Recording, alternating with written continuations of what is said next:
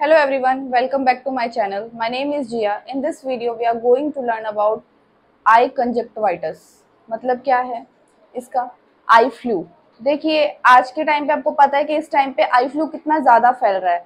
उसको हिंदी में अगर सरल भाषा में बोला जाए तो आंखें आ जाना जिसे कहते हैं उसको हम आई फ्लू कहते हैं या फिर आई कंजक्टिवाइटिस भी कह सकते हैं।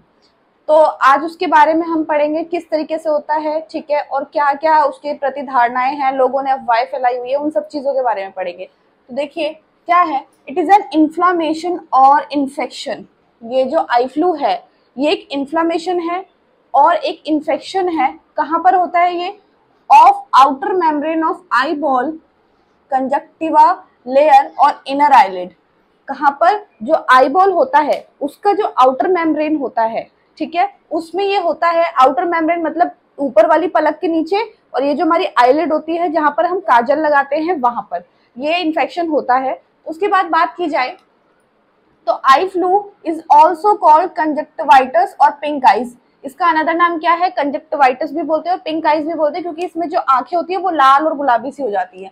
उसके बाद बात की जाए तो आई फ्लू में भी ड्यू टू बैक्टीरिया से भी होता है, वायरस से भी होता है, केमिकल इन्फेक्शन से भी होता है। उसके बाद देखिए it is the most common seen in environmental changes. ये कब ज्यादा होता है? जब एनवायरमेंट में थोड़ा सा चेंजेस आ जाते हैं, मतलब कि जब बारिश का थोड़ा सा मौसम आ जाता है ना, वेट टाइप का मौसम आ जाता है, उस टाइम पे होता है, चिपचिपा सा मौसम।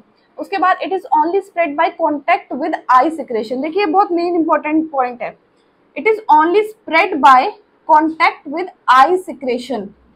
मतलब क्या है, जब किसी को आई फ्लू हो रखा होता है तो उसकी आई से जो सिक्रेशन होता है, जो उसकी आंख से बहता है पदार्थ, जो कि तरल पदार्थ होता है, जैसे पानी बह रहा है या रात सी निकलती है, ग्रीन कलर का पिगमेंट कुछ निकलता है, वो जो सिक्रेशन होता है उसके कांटेक्ट में अगर कोई आएगा और उसने वही आंखों पे रगड़ लिया गलती से भी, तो उसको ये आई फ्लू हो सकता है। ऐसा नहीं है कि हमने किसी को आई फ्लू हो रखा है और मैं उसकी आंखों में नजरें मिला के देख रही हूँ और मुझे आई फ्लू हो जाएगा, ये गलत धारणा बनाई हुई है। ऐसा कुछ भी नहीं होता है। देखिए जब तक उसके सिक्रेशन के कांटेक्ट में सामने वाला नहीं आएगा तब तक उसको आई फ्लू नहीं हो सकता है, ठीक है। अब वो क्या क्या पॉसिबिलिटीज होती है, मान के चलो जिसको आई फ्लू उसने अपनी आंख रब करी और उसने कहीं पे हाथ लगा दिया, या फिर उसी हाथ से आपसे हैंडशेक कर लिया और आपने हैंडशेक कर लिया और आपकी आंख में थोड़ी सी वो हुई, थोड़ा सा किरकिरापन लगा और आपने उसको मल लिया, तो आपको आई फ्लू होगा कि नहीं होगा? आपने वो पॉइंट तो देखा नहीं कि मैंने गंदे हाथ अपनी आंखों से लगाए, आपको ये लगा कि मैंने उस बंदे से बात की थी जिसको आई फ्लू हो रखा है और मुझे कांटेक्ट से आई फ्लू हो गया। तो ऐसा नहीं होता है। जो आइस से जो सिक्रेशन होता है, अगर उसके कांटेक्ट में अगर आप आओगे तो आपको आई फ्लू होगा। उसके बाद देखिए इसके टाइप्स के बारे में बात करें तो इसके 4 टाइप होते हैं। जैसे कि पहला है वायरस कंजक्टिवाइटिस, मतलब वायरस से होने वाला eye flu. Different types of virus जैसे कि adeno virus, herpes virus, myxo virus, ये जो वायरस है इनकी वजह से हमें कंजक्टिवाइटिस हो सकता है। और जब ये वायरल कंजक्टिवाइटिस होता है तो आंखों से जो डिस्चार्ज होता है वो ग्रीन कलर का होता है, और वो जो डिस्चार्ज होता है वो काफी थिक होता है, मोटा होता है। उसके बाद देखिए बैक्टीरियल कंजक्टिवाइटिस में बात करें तो उसमें मेन जो बैक्टीरिया है जिसकी वजह से हमें आई फ्लू होता है दैट इज स्ट्रेप्टोकोकस ओरियस, ठीक है। और जब बैक्टीरियल कंजक्टिवाइटिस होता है तो उसमें पेशेंट को बहुत ज्यादा ईचिंग होती है और पेन फील होता है अपनी आईज में। उसके बाद देखिए एलर्जिक कंजक्टिवाइटिस की बात करें तो ये डस्ट से भी हो सकता है और एनिमल हेयर से भी हो सकता है। किसी को डस्ट से एलर्जी होती है तो उसकी वजह से भी हो जाता है, और मान लो कोई एनिमल का कोई भी हेयर हो गया, आपने कोई डॉग वगैरह कुछ भी अपने घर में पेट पाला, उसका आंख में चला गया और आपने रब करना शुरू कर दिया तो उसकी वजह से भी हो सकता है। उसके बाद बात करें तो क्यों क्यों क्यों हो सकता है एनिमल हेयर से? क्योंकि इन्फ्लामेशन है ये, अगर आपने उसको रब करिए तो वहां पे इन्फ्लामेशन हो जाएगी, तो इस तरीके से भी हो सकता है। उसके बाद देखिए केमिकल कंजक्टिवाइटिस में बात करें तो पोल्यूशन से हो सकता है, एसिड से हो सकता है और अल्कोहल से हो सकता है। और सबसे बड़ा एग्जांपल बताऊं, आपने सुना होगा कि जो लोग वेल्डिंग का काम करते हैं वो अपनी आईज के सामने एक थोड़ा सा प्रोटेक्शन रखते हैं ताकि वो वेल्डिंग सीधा उनकी आंखों में ना पड़े। तो इसका मतलब क्या है कि जब वेल्डिंग करते हैं तो उसके वेल्डिंग की वजह से जो स्मोक आती है, जो धुआं उत्पन्न होता है, वो अगर आंखों में जाता है तो उसकी वजह से कंजक्टिवाइटिस होने के बहुत ही ज्यादा चांसेस होते हैं।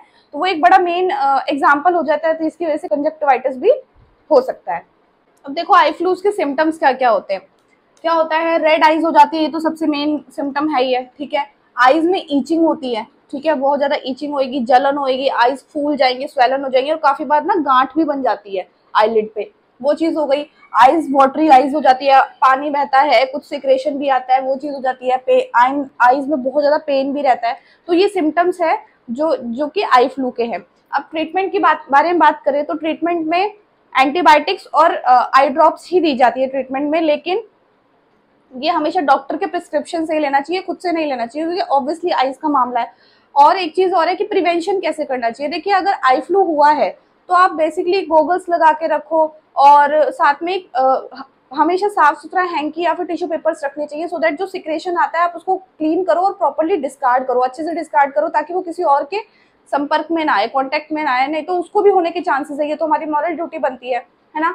और साथ में अपनी आईज को ना वाटर से टाइम टाइम पे वॉश करते रहना चाहिए, सो दैट आईज क्लीन भी रहें। खासकर इस टाइम पे तो ज्यादा करना चाहिए। तो ये प्रिवेंशन थी। तो ये टॉपिक था मेरा आई फ्लू के ऊपर। If you like this video then please do subscribe my channel and like and share this video. और अगर कोई भी डाउट हो तो मेरे को कमेंट में बताएं, मैं जरूर आंसर करूंगी। Thank you very much.